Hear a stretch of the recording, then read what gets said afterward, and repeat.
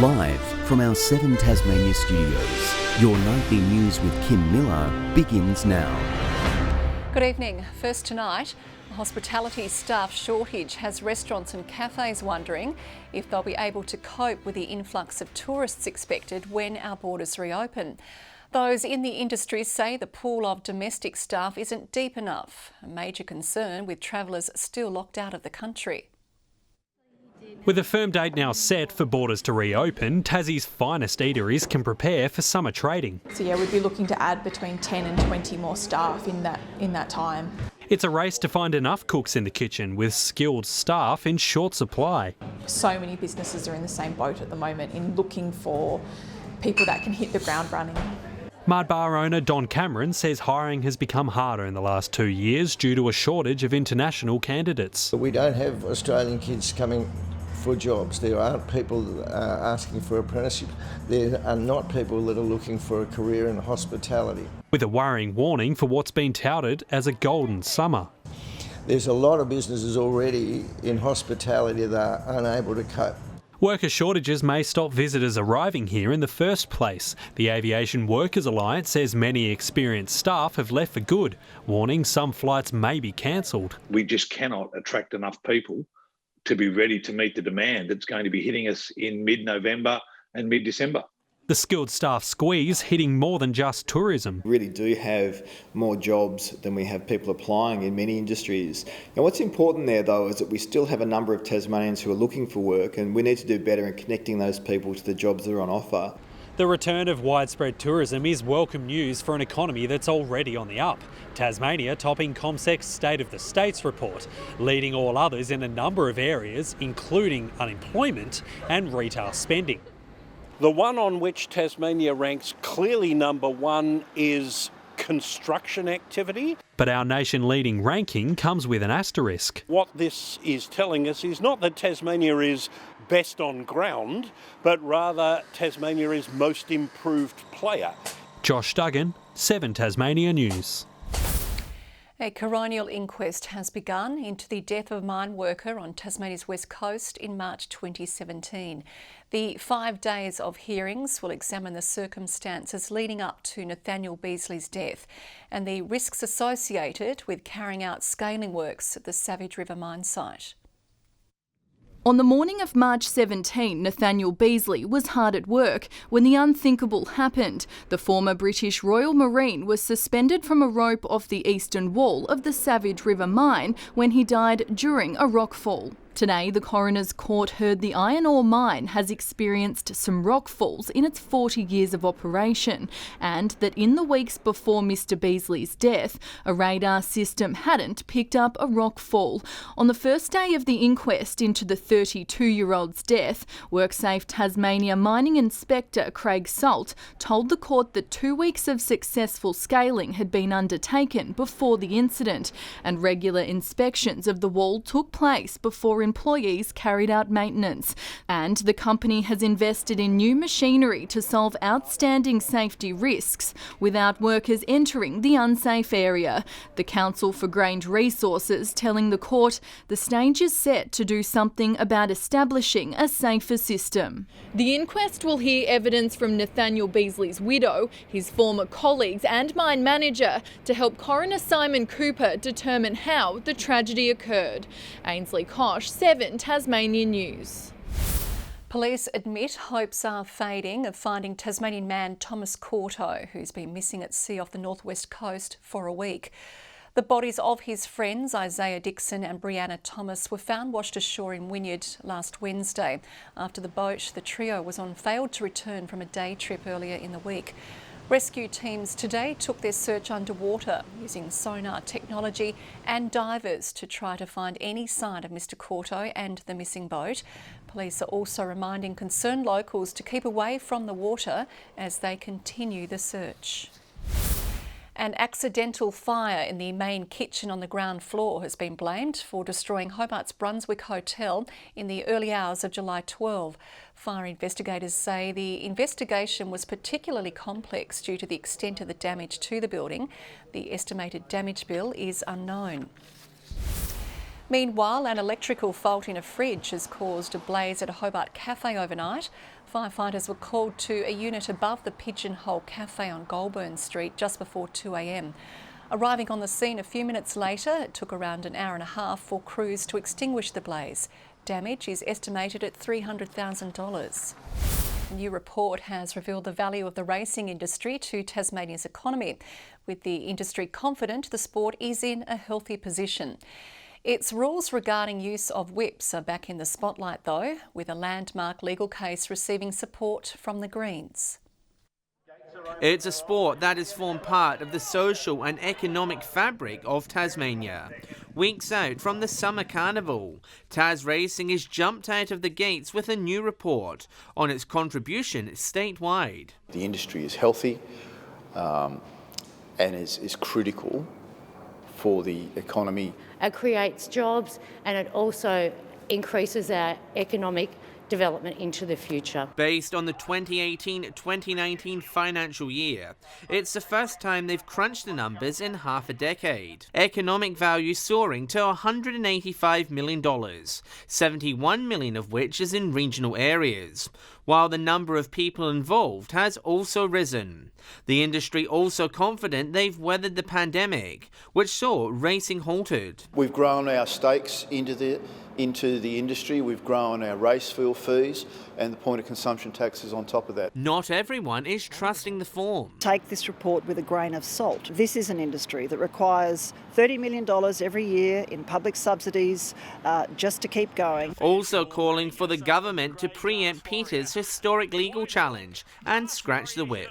We could here change the rules of racing so that Tasmania can go it alone on a whips ban. There's no place for whips. We've seen how it's reduced over a period of time, and also there's a lot more padding on the whip now than there used to be. Luring people to the track remains an issue. Attendance slumping by 20,000, with Tas Racing admitting work needs to be done. Taking steps to try and encourage people back to the track, to come out and work with the clubs to run good events. John Hunt, 7 Tasmania News. The state government is under pressure to raise the age of criminal responsibility from 10 to 14, in line with international standards, as the Legislative Council prepares to debate a motion on the issue tomorrow night. There's a lot of research that's been done about recidivism and the rates that the younger you are when you first get charged and get involved in the justice system, the more likely you are to go on and have several more interactions with the justice system. We've seen the ACT move forward. We've seen WA about to move forward on this too. This is a great time for us to be in a leadership position nationally and to make a change that works for our community and works for our kids. The state government says it would rather see nationally consistent reforms. And the Greens will launch a bid in Parliament to repeal a section of Tasmania's native forest laws. They want to scrap the minimum sawlog quota, which is currently set at 137,000 cubic According metres. to Forestry Tasmania's own board, in a letter that they sent to the Minister in 2016, it's very difficult for Forestry Tasmania to meet that minimum quota. Primary Industry Minister Guy Barnett has called the move a stunt, saying the quota was introduced a number of years ago. 3 unlicensed drivers have been nabbed in a drink and drug driving operation in Launceston's northern suburbs. Almost 200 people were breath tested in 3 separate stations, while 1 pedestrian came to the attention of sniffer dog Fang. Police say it was prompted by a recent spike in crime in the area. It's really important to remember that there are people still doing the wrong things on our road and putting themselves and others at risk. Fines were also handed out for unregistered vehicles and disorderly conduct. According to the RACT, road safety should be the responsibility of every state government cabinet minister. Tasmania's peak motoring body has submitted 38 recommendations to an inquiry examining road safety. It says there are no silver bullets and government needs to look at a range of solutions. Unless we get it right within government, we're not going to get all those solutions out on the ground and therefore save lives of Tasmanians. On average, around 30 people die on our roads each year. University students swamped under the weight of study have been treated to some healthy procrastination. A pack of golden retrievers visiting student accommodation, offering a glowing distraction at a time of immense stress. A healthy dose of retriever fever to shake off the pre-exam nerves. I saw the dogs outside my window and thought I'd better come out and take a well-deserved break. A Hobart dog club with a penchant for all things golden taking their weekly Monday walk to the grounds of Jane Franklin Hall, offering UTAS students brief respite from the snowstorm of study.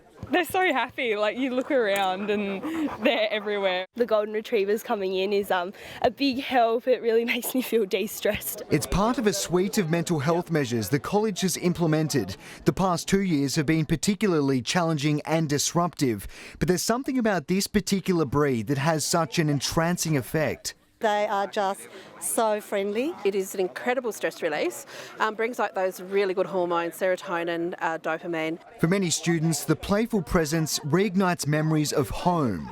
Well, I miss my dog immensely from home. They think about their whole families, and pets are a really important part of that. For all of life's problems, exams or otherwise, sometimes there's nothing a scratch, pat or cuddle won't fix. If you're feeling a bit down, it's always nice to hug your dog, and so I'm sure the students would feel the same. Garth Burley, 7 Tasmania News.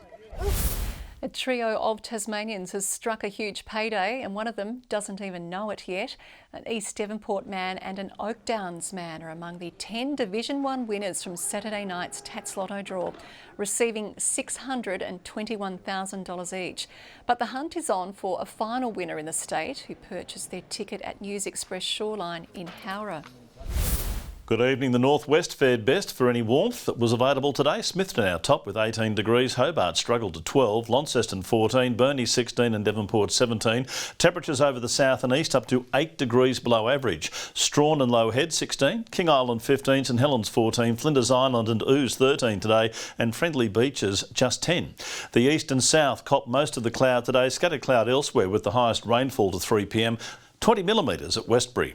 Middle level cloud was over the NT in Queensland. Low cloud also directed over Victoria due to the low pressure system over the Tasman Sea. A frontal band is moving over WA. Tomorrow, a narrow slither of a high pressure ridge finds Tasmania. A trough remains over Queensland. The front shifts to the bight. The southeasterly winds should shift around to be more northeasterly during the day. However, southerlies will continue up the east coast.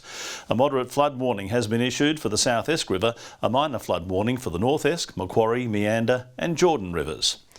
Tuesday in Hobart, a top of 16 degrees and partly cloudy. 14 for Adventure Bay, early frost for Tarraleah, a high of 16 later. Launceston 19 and mostly sunny. Devonport 17, sunny for Bridport, 4 overnight, 16 the top. 16 for Burnie, a sunny day. Strawn okay as well, 17 the top and 16 for Marrawar. St Helens tomorrow, 16 degrees and partly cloudy. A morning shower possibly for Swansea, 15 and 16 the top for Whitemark on Flinders Island. UV, a high 7 for all regions tomorrow.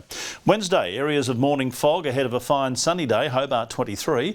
On Thursday, warmish again, but with showers extending from the west, Launceston 24.